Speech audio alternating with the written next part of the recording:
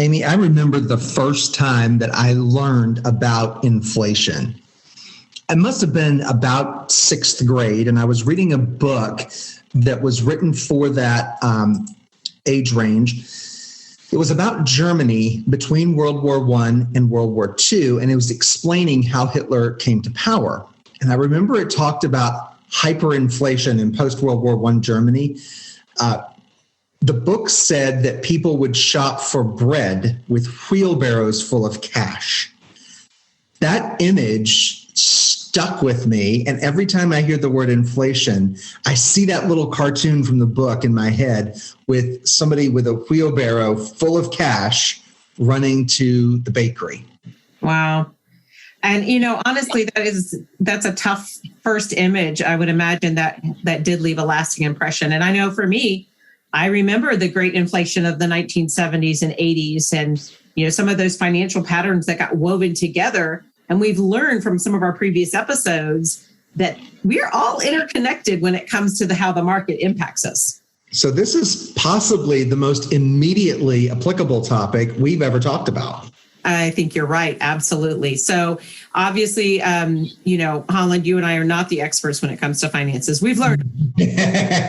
Right. We have learned a lot on our podcast, but we are not the experts. So we needed to get someone here who could really help us unpack this topic and get to the bottom of inflation and how it affects our lives and our personal stories. So we have invited Dr. Robert Hartwig. He's the Director of Risk and Uncertainty Management Center and Clinical Associate Professor at the Darla Moore School of Business at the University of South Carolina. So we're so glad to have you.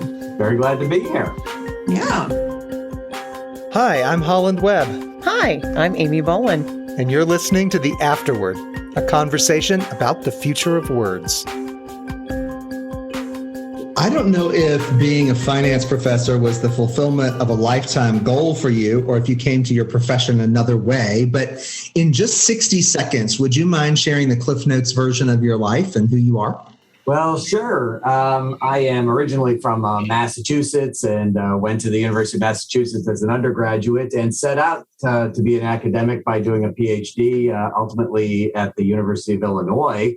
But then I wound up taking a 25-year detour in government, but mostly in the private sector, actually, 23 years in the private sector and about 2 years in government. And in government, I worked in a regulatory agency as a statistician. I'm actually trained, I'm a PhD in economics and mostly worked in the area of financial economics and econometrics, so basically statistics. That was a good start for me as I began in a regulatory government agency out in Washington, D.C. And then about 2 years in, I went into the private sector. I thought I was going to go into the academic world. As it turns out, I'll be totally honest with you, it was way more lucrative to go into the private sector. So I was an economist at heart, apparently. And what I thought would be a couple of years wound up being 23. But I always said to myself that at some point I would transition into the academic world. My last kid went off to college herself, and that was my jumping off point. So I had always kept an arm and sometimes a leg in the academic world and participated in academic research and conferences and worked to fund it while I was in the private sector. So I had a number of opportunities, and for me, University of South Carolina was a great fit.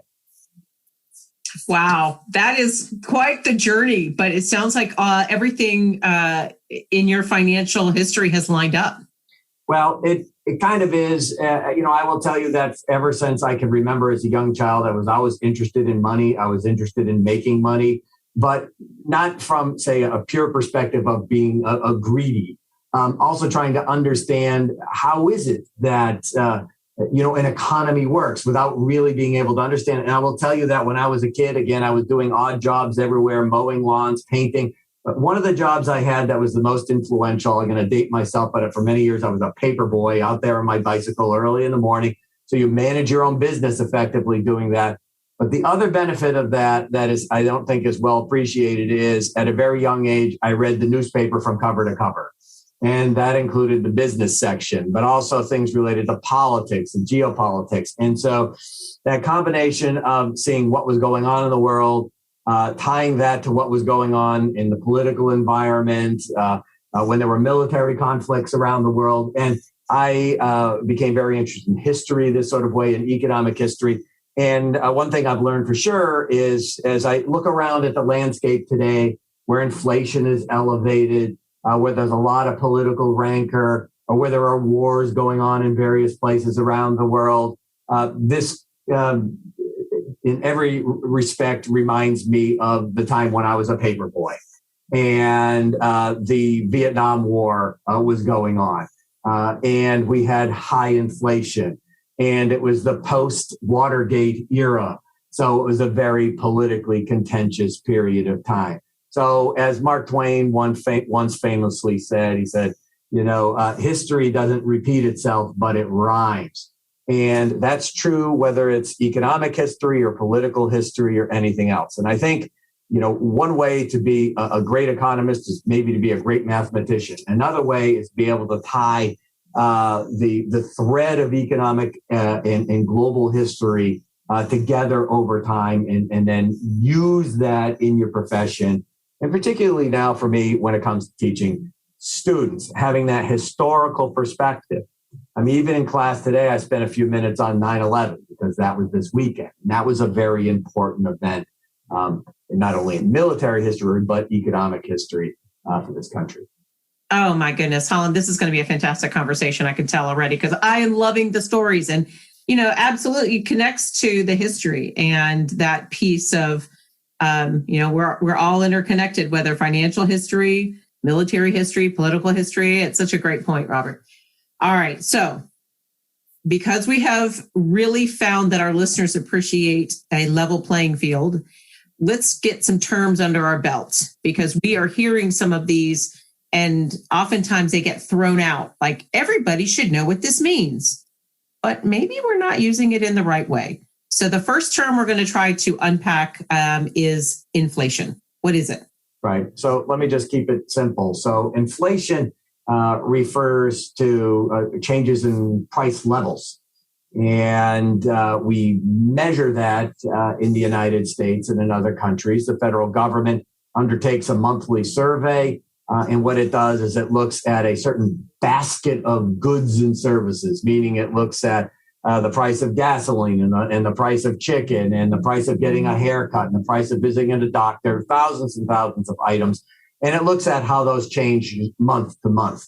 And basically, there's some mathematics behind it. Essentially, it looks at, what did this basket of goods cost in August of 2022? And what did it cost in September of 2022?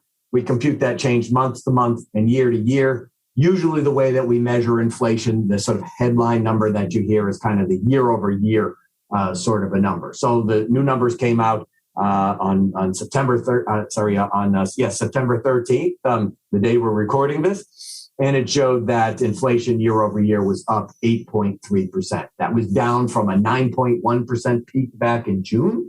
But it certainly was not falling as much as people would have hoped it would, not as quickly. But so just think about inflation as the pace at which prices change over time. There is the opposite of inflation, which is deflation, which can be the pace at which prices fall over time. It's just that we're accustomed to prices going up rather than going down. But in certain countries, deflation is more of an issue.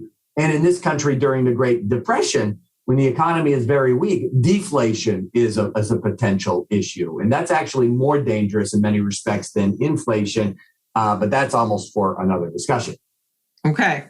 I love the word picture of the basket. I can see that. I can imagine a basket filled with different items. That is a perfect word picture. Okay. So in your title, I love this, risk management. Who wants to have risk? I don't want any risk. So what is risk management? All right. So one of the unique features of my job. So I'm an economist. I'm in the finance department where we have a risk management and insurance program within that department. And that's where I spend much of my time. Where I spent many of my years in my career in the insurance world, and risk management specifically, as we teach it here, relates to the identification of risk in organizations, and in identifying ways in which that risk can be quantified. say, for instance, in dollar terms in particular. And what we want to be able to do is assign a price to each particular type of risk. So if I run a corporation and 1 out of every 100 of my workers on an annual basis winds up spraining their ankle, and that costs $5,000 every time that happens, I can calculate the expected losses from that event. The same thing, if I have a fleet of vehicles, I can calculate how frequently those are likely to happen and what they are likely to cost when they happen. So based on that, I can calculate what my cost of risk is for a variety of things that I really don't want to happen in my organization. And this could be things from fires in my factory to workers being injured, but also much more expansively to areas such as losing money, for example, on a fuel contract if I'm an airline. Okay, maybe I bet if I'm Southwest Airlines chief risk officer and I'm betting that oil prices are going to go up and fuel prices are going to go up, but they don't, I'm probably going to lose some money as a result of that. So trying to manage the countless number of risks that we have in organizations. Been no shortage of those in recent years with respect to COVID, with a lot of new and different risks that companies have never really encountered before. The idea is to take an inventory of those risks after you've identified them, quantify them, identify solutions for those risks so that you can mitigate them in some sort of way, remediate them. If you can prevent them, those losses from happening to begin with, that's the greatest thing. But oftentimes that is impossible. So what you try to do is you try to reduce the frequency with which they occur or the severity, in other words, the cost associated with them, preferably both if you can. And then within this risk management process, you monitor to see that the remediations that you've made are actually having an effect. If they haven't, you try to make some sort of adjustments. You identify new risks and the cycle repeats itself. So this is what we call enterprise risk management. And this can apply really to any corporation when you think about it, but also even to an individual or an individual family. Each family you can think about as an organization that has risks that need to be managed. The breadwinner could die. The breadwinner could wind up being unemployed. You want to make sure that a motor vehicle accident doesn't bankrupt you, or that a fire in your house doesn't bankrupt you, or some such thing. So every family, every individual, every corporation has these issues. And you need to identify the risks, quantify the risks, find ways of remediating those risks, monitoring those risks, and then repeat the cycle continuously. Wow. It sounds exhausting, but it also sounds rewarding if you can find that sweet spot of identification and mitigation and remediation. It is. And it's very much like making any other business decision. So, for instance, if I am a convenience store and I find out that I'm losing a lot of my inventory to shoplifting. Okay, well, what am I going to do about that? Well, I'm probably going to have to spend some money in order to reduce the losses. So I can think about this in exactly the same way I can think about if I'm a corporation that wants to expand. How much am I going to have to invest, and what are the expected returns on that investment through the life of the project? Right. Well, the same thing if you want to prevent the loss. If there's a lot of shoplifting going on in my store, I could think, well, how much will some security cameras cost? Or how much will a guard at the door cost? And how long will it take back before I earn back the investment that I have made in that equipment or in the guard in order to make it cost effective? So it's exactly the same kind of solution and techniques that you would use for a new project that you use in order to sort of manage losses. Okay, awesome. Now, in order to mitigate some of that, I would imagine you'd have to have something, the term that's come up is money supply. So what does that mean? Well, yeah, so money supply is probably almost a self-explanatory term. And you can think about that. Most people will think about this in terms of the number of dollar bills and coins that are floating around out there. And there are some very narrow measures of money supply that include essentially just that. But when you think about the spending capacity that you and I and our listeners have, it's more than just the nickels, dimes, quarters, and dollar bills in our pocket. In fact, we have fewer and fewer of those nowadays. But where do we keep our spendable resources? Okay, we might keep it in the form of deposits in a checking account in a bank or in a savings account. We might keep it in a mutual fund. We might keep it in a stock fund, some sort of equity fund, some sort of investment fund. And as we kind of move beyond ordinary cash in your pocket, you're moving to ever broader measures of money supply. Okay. So the Federal Reserve has these sort of arcane measures of money supply. They call it M1 and M2 and M3. And so if we focus on some of the more middle ranges of money, M2, for example, we could think about this as kind of the cash that an average individual or a business would have on hand or could get on hand fairly quickly by liquidating a very, very short-term asset. Okay. Like a treasury security that lasts 1 month, something like this. So in general, what you want to think about is the more money there is circulating in the economy, the more resources there are available to purchase goods and services. And as we're kind of discussing inflation here eventually, what happened during COVID is with the 6 bailout packages that occurred in 2020 and 2021, the federal government injected a huge amount of money into the economy, if you will. Money that people did not have to work for. It magically appeared in their checking accounts literally overnight on a number of occasions. The same thing for a lot of small businesses. So the money supply expanded rapidly in the economy, but not through earned income, basically through government handouts, if you will, government aid. And so to sort of take us where we're eventually going and to tie this into inflation, if you have more money circulating in the economy and there's no additional supply of things to buy or services to purchase, the natural outcome of that is inflation. And that's exactly what gave rise to the inflation, or part of what gave rise to the inflation that we have today. So just imagine if you, Amy and Holland, all of us suddenly woke up in the morning and we wound up with 5 times the amount of money we had in our checking account yesterday. We think that's wonderful. But if that happened across the economy, as was the case with COVID, and nobody worked for that, no additional goods and services were produced. So what we have is more money, no more supply, in fact, less supply in the case of COVID. So you have a lot of people sitting at home spending their money on a fixed amount of goods.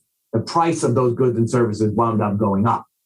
Okay. And that's how we wound up with inflation, because the money supply basically increased. Wow. That is maybe a long answer, but makes it so crystal clear. So crystal clear. That's awesome. Okay, you already mentioned this earlier. I actually looked up the consumer price index for today. That was 8.3 as we're recording, because I wanted to know that information just because, I was curious. Yeah. But you confirmed it, so I'm glad I looked it up. I feel like I've now been validated, so thank you. Explain to us, is that kind of like the basket thing that you were talking about? Consumer? Yeah, so the 8.3% number for August of 2022 basically says that the price of the basket of goods measured by the federal government, which is pretty much everything you and I might consume, is 8.3% higher in August of 2022 than it was in August of 2021. Now, the pace of inflation has been coming down a bit. July over July, it was 8.5% increase. In June over June, it was 9.1. So inflation is still close to a 40-year high. It is coming down, but not as fast as everyone would want it to. And so the idea here is that Federal Reserve wants to keep inflation at around 2%, or about 4 times higher than that. One way that you can reduce it is to try to slow down the overall economy. And that's what the Federal Reserve is doing by increasing interest rates. The idea being is that is going to decrease demand for housing and new vehicles. People will be more reluctant to spend on their credit cards, to make investments in their home and home equity loans and so forth. Now, this is sort of raising interest rates is a very blunt solution to curing the woes and ills of inflation. What it does is it kills demand. But part of what we've had in the economy is a lack of supply. We've heard a lot about supply chain issues and ships stacked up the ports of Los Angeles and car manufacturers not being able to get chips. And there being shortages of lumber and all kinds of other things and shortages of labor. So what we have very much is a supply side issue as well. So while hopefully those will steadily become unkinked, resolving some of the issues on the supply side, what the Federal Reserve is trying to do is cool down the economy on the demand side. Okay. So we're using a hammer to address every single issue in our financial. We're using a very blunt instrument that is only going to address half the problem. That's the issue. Okay. All right.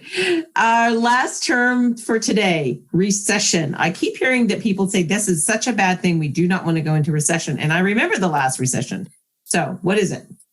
Well, the last recession was actually the shortest one on record, and it was during COVID. It was March and April of 2020, and where the economy cratered for about one quarter and then quickly recovered. But a recession is a prolonged period where there is a general decline in economic activity. Now, a rule of thumb that many people use is 2 consecutive quarters of decline in real, in other words, inflation adjusted gross domestic product, or GDP.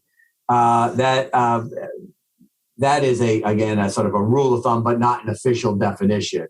The official body that determines when recessions begin and when they end, which is a group of academics that meet up in Boston every now and then.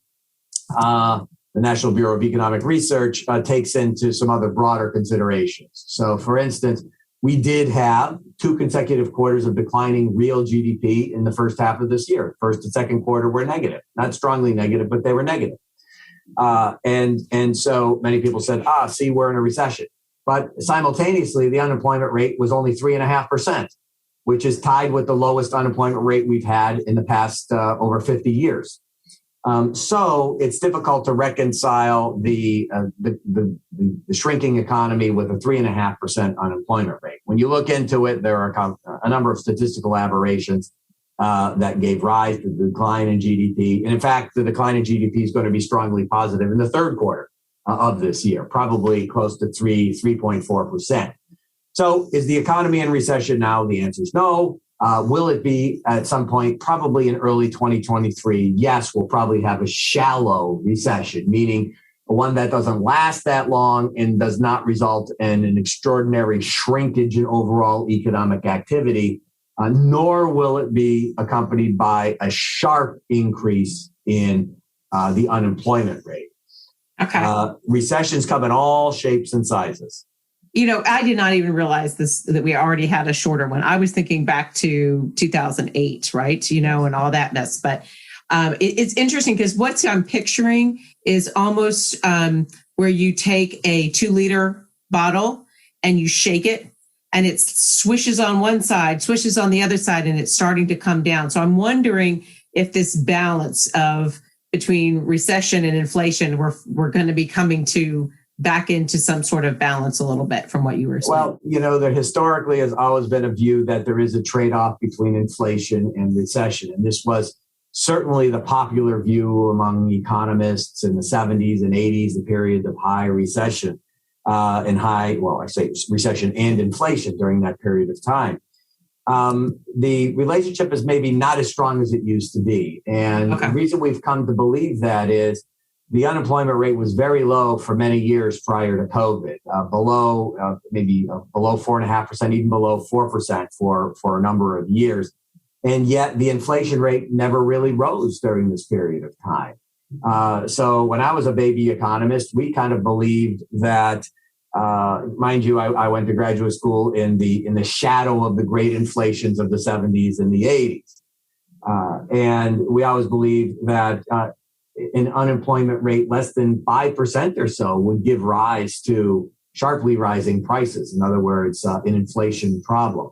Well, we found in the wake of the financial crisis that the unemployment rate could fall below 5%, 4.5%, even 4% without sparking inflation. So what we seem to believe today is that the relationship between inflation and unemployment has kind of changed, and that we can run relatively low unemployment rates without sparking inflation. We're not 100% sure what that is. The Federal Reserve believes the Federal Reserve's comfort zone is it would like to have the unemployment rate somewhere between about 3.7 and 4.1%. It believes it can keep inflation at 2% if the unemployment rate is somewhere in that range. And that's what ultimately it is aiming for. Okay. Whoo, Holland.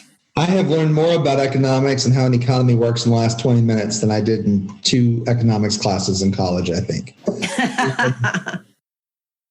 Because the way you're explaining it is simple and tied to these concrete ideas. So I get what you're saying. But in preparing for the podcast, I ran upon an interview that you did. And you said in that interview, you need asterisks to actually understand what ultimately happened to the economy, talking about what happened between 2019 and 2022. Could you tell us what some of those asterisks are? This period in history during COVID is going to be very interesting for economic historians of the future. I almost wish I could go 20 or 30 years into the future and talk to audiences at that point in time what it was like to live through that period of time.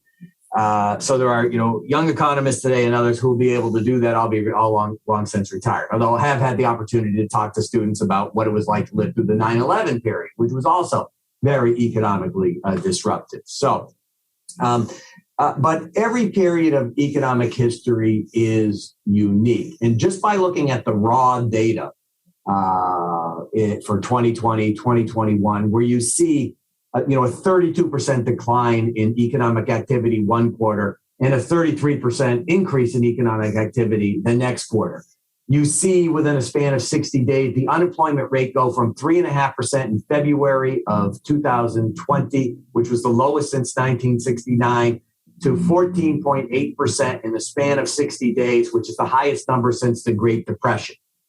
All right. So someone who doesn't have a good grasp or an understanding or isn't familiar with what had happened in 2020 is going to wonder what went on here.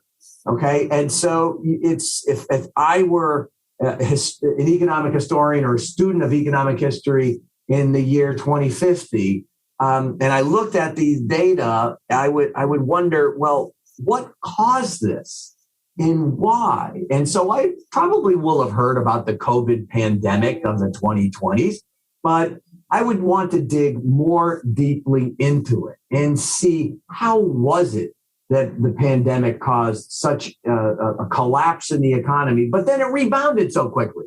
To do that, I'd have to understand what happened in terms of government policy, government aid packages. That would cause me to do more digging. What did the Federal Reserve do in order to try to increase the money supply, for instance, during that period of time to accommodate the shocks that had happened? And was there too much stimulus? And so was that what caused the inflation afterwards?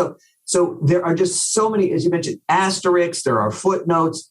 It's going to be a period of economic history that almost every month of that period of time, there's going to be an array of asterisks and footnotes and everything else that to have a full and complete history, understand about what happened, you're really going to need to do a lot of reading. And the reverberations of 2020 and 2021, they're not gone. And they actually won't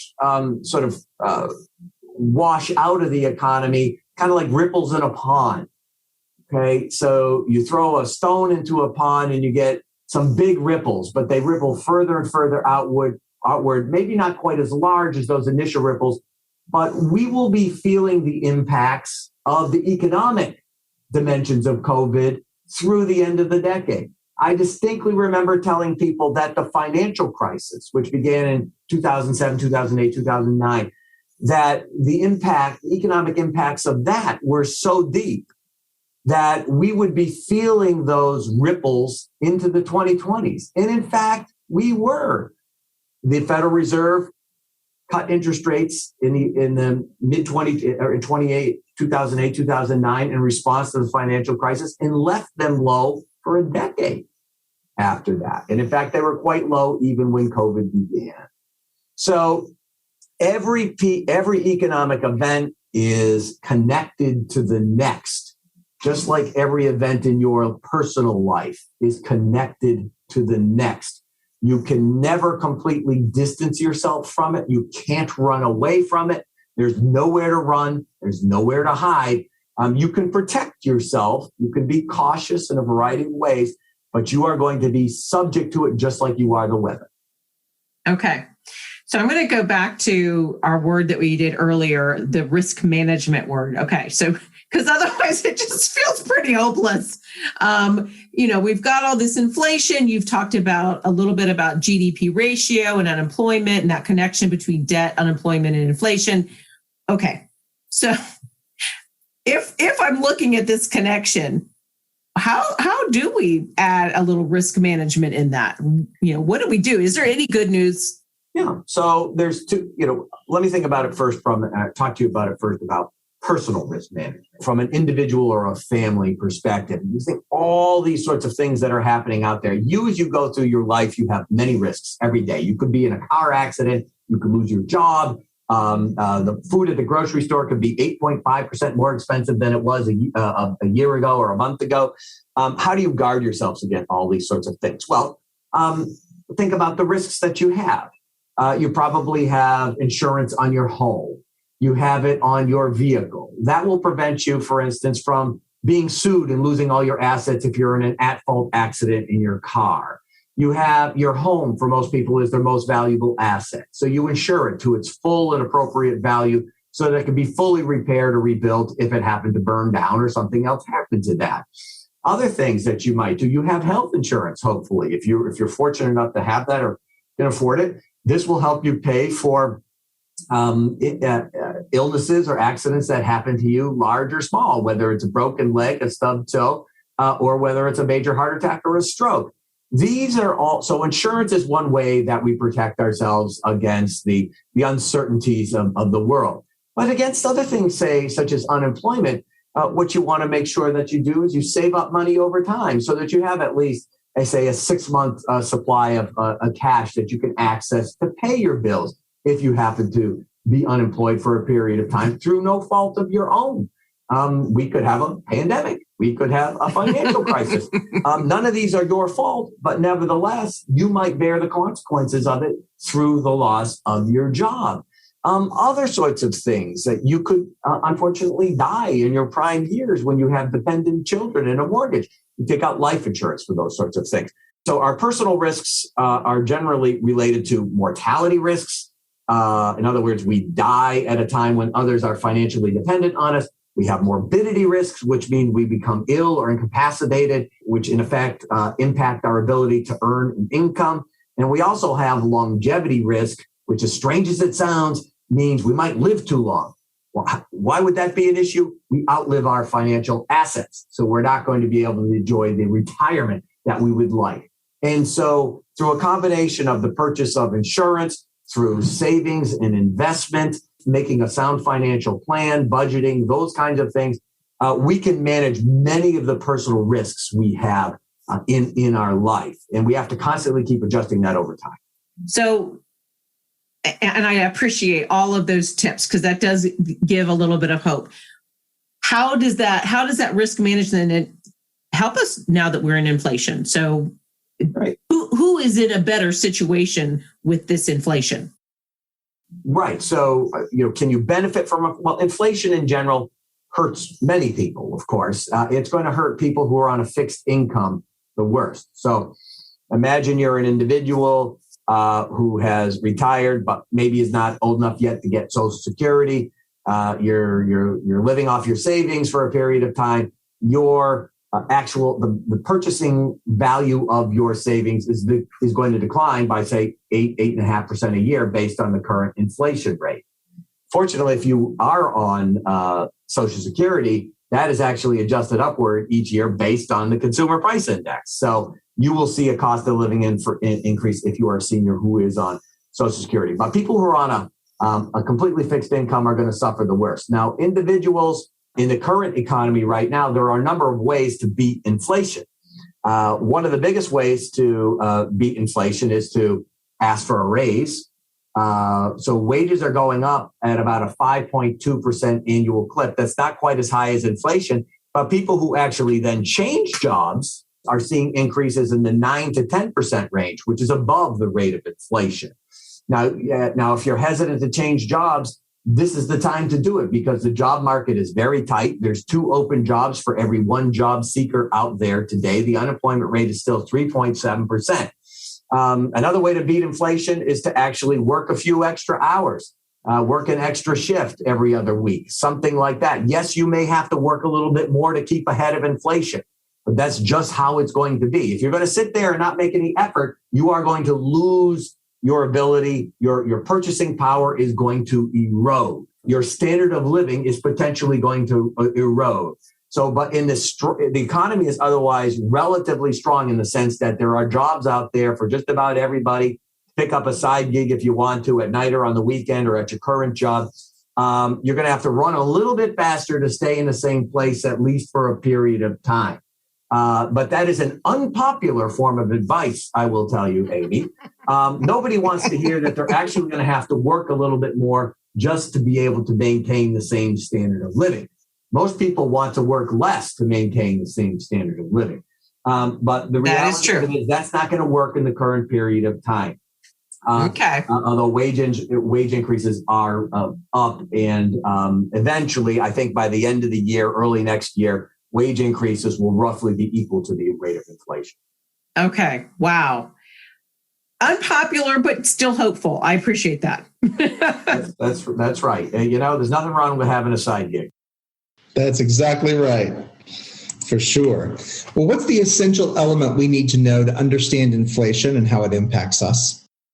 Well, essentially, you want a budget for inflation, okay? Understand that if the price of most everything you buy is increasing on average by about 8% or so right now, you need to make sure that you are able to manage those price increases. Now, the average person, the way that they're going to deal with that is they aren't going to go to the grocery store and buy the exact same basket of goods every single week. They're going to look around and say, you know what, rather than buying Starbucks coffee, I'm going to buy the store brand of coffee because it's cheaper. Rather than buying, Tyson's Select boneless, skinless chicken wings, I am going to buy the store brand with the bone in, and these kinds of things. So people are going to make adjustments. So essentially, make yourself a budget. Understand that your dollar isn't going to go as far as it used to, but with some relatively minor changes, it can go very nearly as far. Your purchasing power, your standard of living need not decrease by 8%. By being smart about your budget, conscientious about your shopping patterns, you can, at least for a period of time, be nearly just as well off as you were a year ago. It's amazing what Aldi can do for you, isn't it? That's right. Or whether it's Aldi or some people's solution is Amazon, whatever it is, there are opportunities for you to it's essentially keep your standard of living as minimally impacted as possible. Wow. All right. Well, we're going to get a little bit more into the practical ways of handling inflation in part 2. But for right now, I want to say a huge thank you to Dr. Robert Hartwig, from whom I am learning more about inflation and economics than I have probably ever learned in a single setting. I really appreciate you connecting everything to these everyday examples, because it's giving me, who does not understand math, the ability to say, oh, I get what you're talking about. This was really a helpful conversation. While you wait for part 2, please go to theafterwordpodcast.com and become a subscriber. You can leave us a review on Apple Podcast or wherever you get your podcasts, and tell your friends about us. And as always, you are welcome at our table.